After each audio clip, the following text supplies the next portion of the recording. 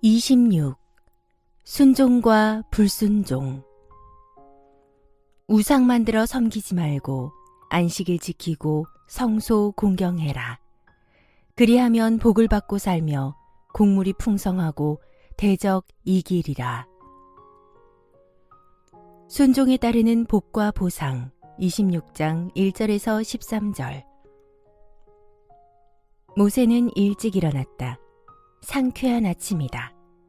두 아들 게르솜과 엘리에셀은 아직도 잠들어 있었다.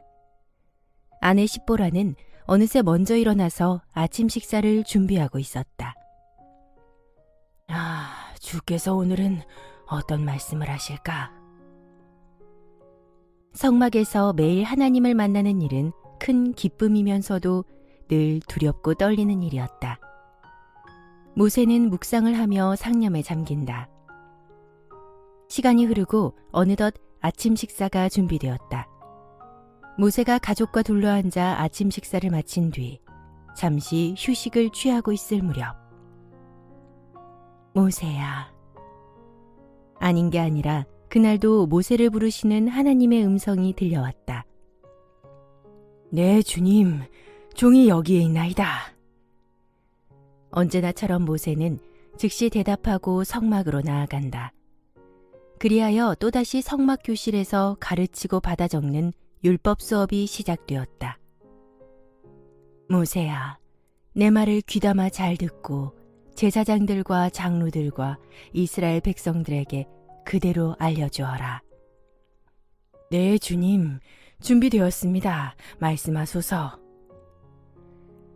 지금까지 하나님은 선민 이스라엘이 하나님의 거룩한 백성으로서 마땅히 준수해야 할 갖가지 율법과 규례와 법도와 명령을 일러주셨다.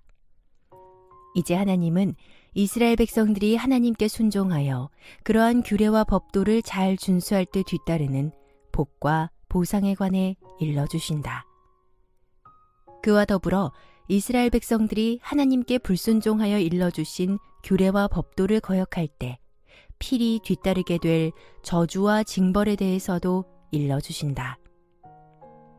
과연 이스라엘은 어떤 길을 택할 것인가? 이제 생명과 죽음, 복과 저주, 보상과 징벌이라는 두 갈래의 길이 이스라엘 백성들 앞에 놓인 것이다. 선택은 오롯이 그들의 몫이었다. 먼저 하나님은 모세를 통해 순종에 뒤따르는 복과 보상에 대하여 이스라엘 백성들에게 말씀하신다. 잠깐, 순종에 뒤따르는 복과 보상을 말씀하시기 전에 하나님은 다시금 강조하실 말씀이 있었다. 즉, 하나님과 맺은 언약에 따라 1.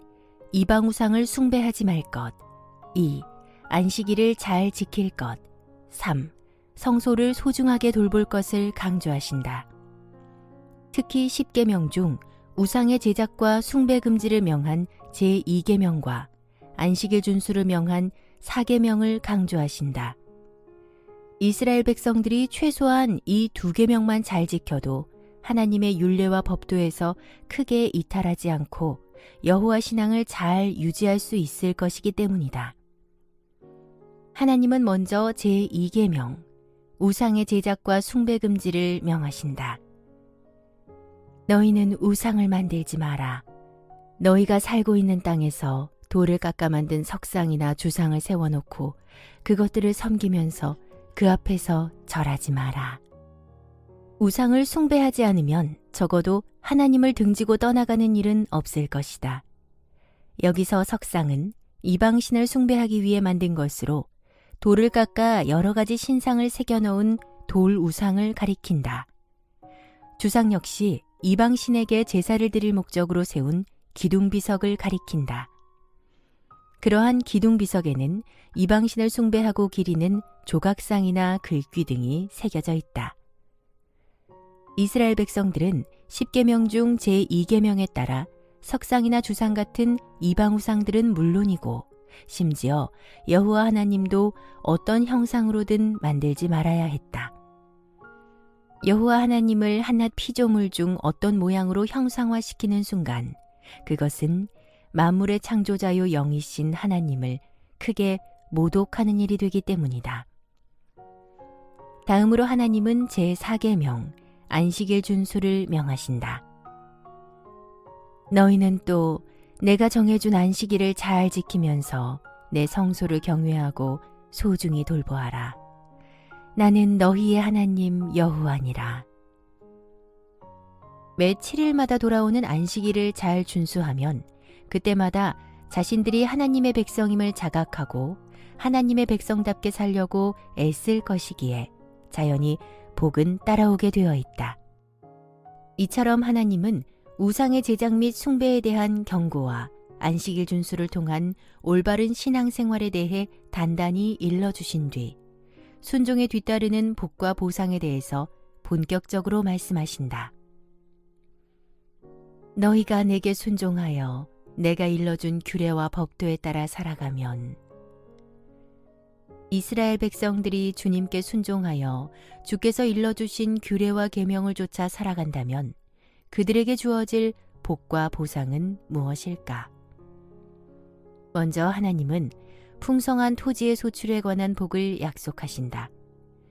자연현상과 기후를 주관하시는 하나님은 때를 따라 이른 비와 늦은 비를 적절히 내려 밭의 산물과 들판 과수들의 열매를 풍성히 거둘 수 있게 해주시겠다고 약속하신다.